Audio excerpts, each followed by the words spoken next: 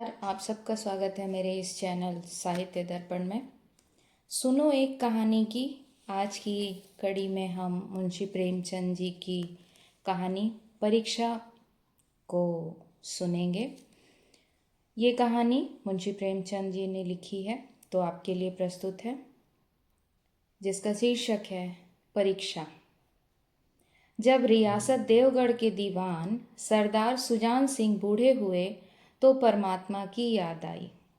जाकर महाराज से विनय की कि दीनबंधु दास ने श्रीमान की सेवा 40 साल तक की। अब मेरी अवस्था भी ढल गई, राजकाज संभालने की शक्ति नहीं रही। कहीं भूल चूक हो जाए तो बुढ़ापे में दाग लगे, सारी जिंदगी की नेक नामी मिट्टी में मिल जाए। राजा साहब अपने अनुभवशील नीति कुशल दीवान का बड़ा आदर करते थे। बहुत समझाया, लेकिन जब दीवान साहब ने न माना तो हार कर उनकी प्रार्थना स्वीकार कर ली, पर शर्त यह लगा दी कि रियासत के लिए नया दीवान आप ही को खोजना पड़ेगा। दूसरे दिन देश के प्रसिद्ध पत्रों में यह विज्ञापन निकला कि देवगढ़ के लिए एक सुयोग्य दीवान की जरूरत है। जो सज्जन अपने को इस पद के योग्य समझे वे वर्तमान सरकार सुजान सिंह की सेवा में उपस्थित हो। यह जरूरी नहीं कि वे ग्रेजुएट हों, मगर हिस्ट पुष्ट होना आवश्यक है। मंदाग्नि के मरीज को यहाँ तक कष्ट उठाने की कोई ज़रूरत नहीं। 1 महीने तक उम्मीदवारों के रहन सहन, आचार विचार की देखभाल की जाएगी। विद्या का कम परंतु कर्तव्य का अधिक विचार किया जाएगा। जो महाशय इस परीक्षा में पूरे उतरेंगे वे इस उच्च पद पर सुशोभित होंगे। इस विज्ञापन ने सारे मुल्क में तहलका मचा दिया। ऐसा ऊंचा पद और किसी प्रकार की कैद नहीं, केवल नसीब का खेल है। सैकड़ों आदमी अपना अपना भाग्य परखने के लिए चल खड़े हुए। देवगढ़ में नए नए और रंग बिरंगे मनुष्य दिखाई देने लगे। प्रत्येक रेलगाड़ी से उम्मीदवारों का एक मेला सा उतरता। कोई पंजाब से चला आता था, कोई मद्रास से, कोई नए फैशन का प्रेमी, कोई पुरानी सादगी पर मिटा हुआ। रंगीन इमामे, चोगे और नाना प्रकार के अंगरखे और कंटोप देवगढ़ में अपनी सज धज दिखाने लगे। लेकिन सबसे विशेष संख्या ग्रेजुएटों की थी, क्योंकि सनत की कैद न होने पर भी सनत से पर्दा तो ढका रहता है। सरदार सुजान सिंह ने इन महानुभावों के आदर सत्कार का बड़ा अच्छा प्रबंध कर दिया था। हर एक मनुष्य अपने जीवन को अपनी बुद्धि के अनुसार अच्छे रूप में दिखाने की कोशिश करता था। मिस्टर 9 बजे दिन तक सोया करते थे। आजकल वे बगीचे में टहलते हुए उषा का दर्शन करते थे। मिस्टर स और ज से उनके घरों पर नौकरों की नाक में दम था। लेकिन ये सज्जन आजकल आप और जनाब के बगैर नौकरों से बातचीत नहीं करते थे। मिस्टर ल को किताब से घृणा थी, परंतु आजकल वे बड़े बड़े ग्रंथ देखने पढ़ने में डूबे रहते थे। जिससे बात कीजिए वह नम्रता और सदाचार का देवता बना मालूम देता था। लोग समझते थे कि 1 महीने का झंझट है, किसी तरह काट लेंगे। कहीं कार्य सिद्ध हो गया तो कौन पूछता है। लेकिन मनुष्यों का वह बूढ़ा जौहरी आड़ में बैठा हुआ देख रहा था कि इन बगुलों में हंस कहाँ छुपा हुआ है। एक दिन नए फैशन वालों की सूझी कि आपस में हॉकी का खेल हो जाए। यह प्रस्ताव हॉकी के मंजे हुए खिलाड़ियों ने पेश किया। यह भी तो आखिर एक विद्या है, इसे क्यों छिपा रखें? संभव है कुछ हाथों की सफाई ही काम कर जाए। चलिए, तय हो गया। फील्ड बन गई, खेल शुरू हो गया और गेंद किसी दफ्तर के अप्रेंटिस की तरह ठोकरें खाने लगी। रियासत देवगढ़ में यह खेल बिल्कुल निराली बात थी। पढ़े लिखे भले मानुस लोग शतरंज और ताश जैसे गंभीर खेल खेलते थे। दौड़ कूद के खेल बच्चों के खेल समझे जाते थे। खेल बड़े उत्साह से जारी था। धावे के लोग जब गेंद को लेकर तेजी से उड़ते तो ऐसा जान पड़ता था कि कोई लहर बढ़ती चली आती है, लेकिन दूसरी ओर के खिलाड़ी इस बढ़ती हुई लहर को इस तरह रोक लेते थे कि मानो लोहे की दीवार है। संध्या तक यही धूमधाम रही। लोग पसीने से तर हो गए। खून की गर्मी आंख और चेहरे से झलक रही थी। हांफते हांफते बेदम हो गए, लेकिन हार जीत का निर्णय न हो सका। अंधेरा हो गया था। इस मैदान से जरा दूर हटकर एक नाला था। उस पर कोई पुल न था। राहगीरों को नाले में से चलकर आना पड़ता था। खेल अभी बंद ही हुआ था और खिलाड़ी लोग बैठे दम ले रहे थे कि एक किसान अनाज से भरी हुई गाड़ी लिए हुए उस नाले में आया। लेकिन कुछ तो नाले में कीचड़ था और कुछ उसकी चढ़ाई इतनी ऊंची थी कि गाड़ी ऊपर न चढ़ सकती थी। वह कभी बैलों को ललकारता, कभी पहिए को हाथ से ढकेलता, लेकिन बोझ अधिक था और बैल कमजोर। गाड़ी ऊपर को न चढ़ती और चढ़ती भी तो कुछ दूर चढ़कर फिर खिसक कर नीचे पहुंच जाती। किसान बार बार जोर लगाता और बार बार झुंझलाकर बैलों को मारता, लेकिन गाड़ी उभरने का नाम न लेती।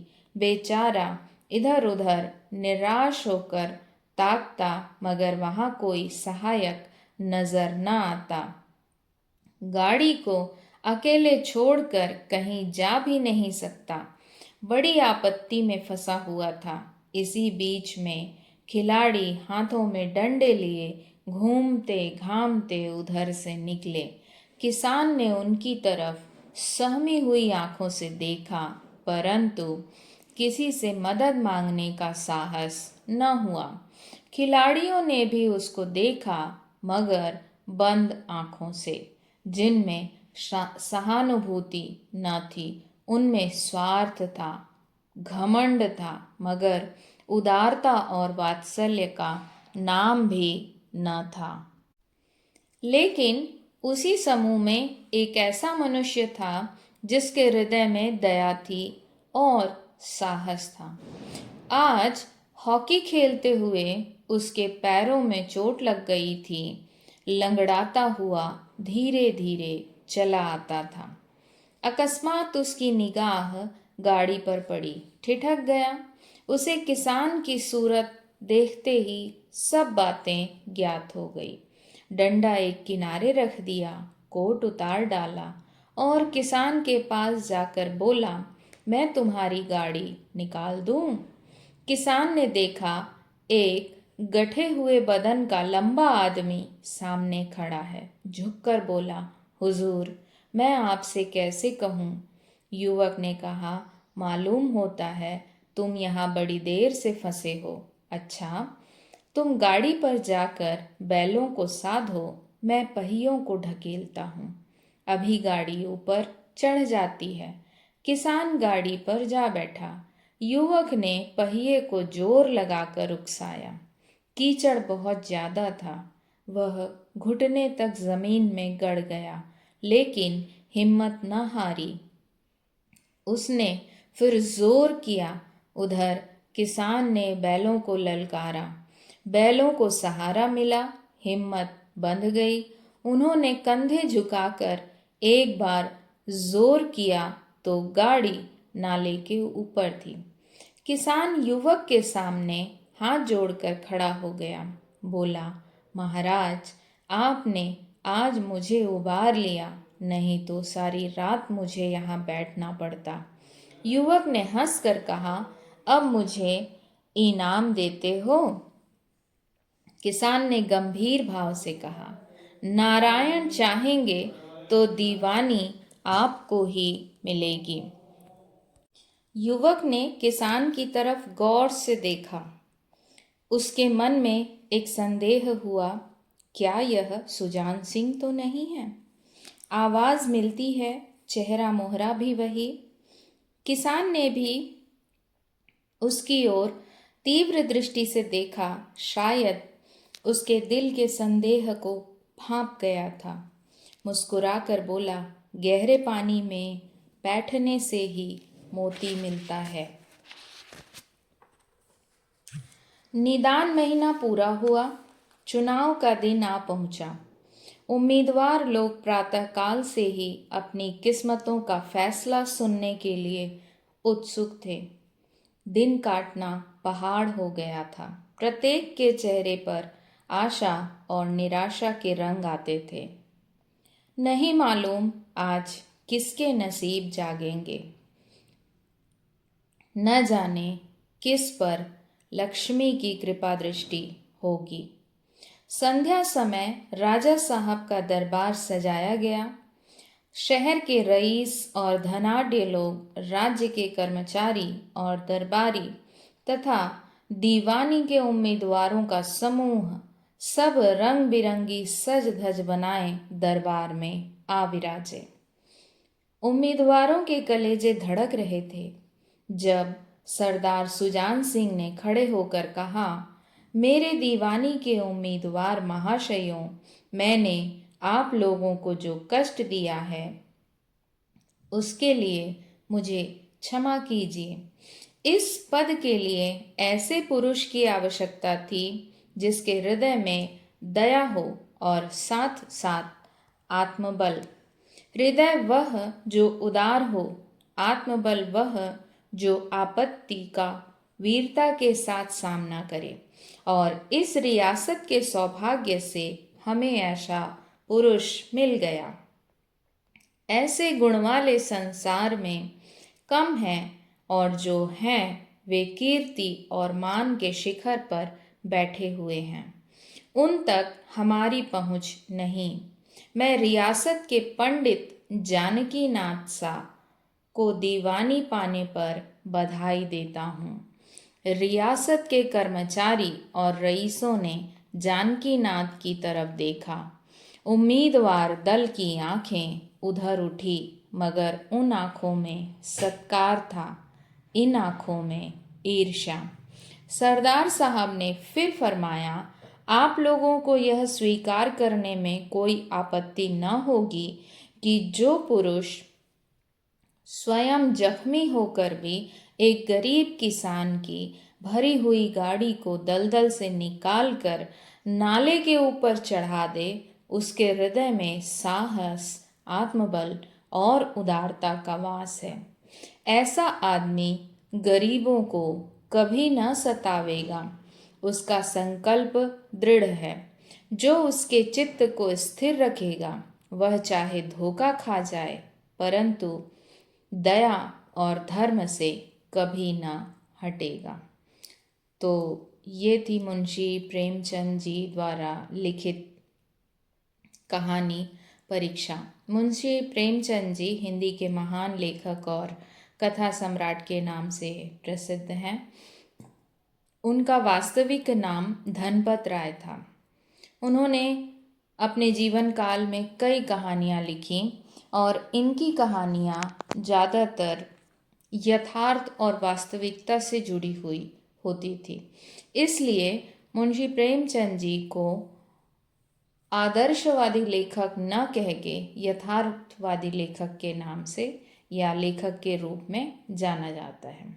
सुनो एक कहानी की इस कड़ी में आज आपने मुंशी प्रेमचंद जी द्वारा लिखित कहानी परीक्षा को सुना। यह कहानी आपको कैसी लगी ज़रूर से बताइएगा। इस कहानी में मुंशी प्रेमचंद जी ने किस प्रकार से चुनाव किया एक युवक का, आप लोगों ने देखा। इसी तरह की और भी कहानियों को सुनने के लिए मेरे चैनल को लाइक और सब्सक्राइब करिए। धन्यवाद।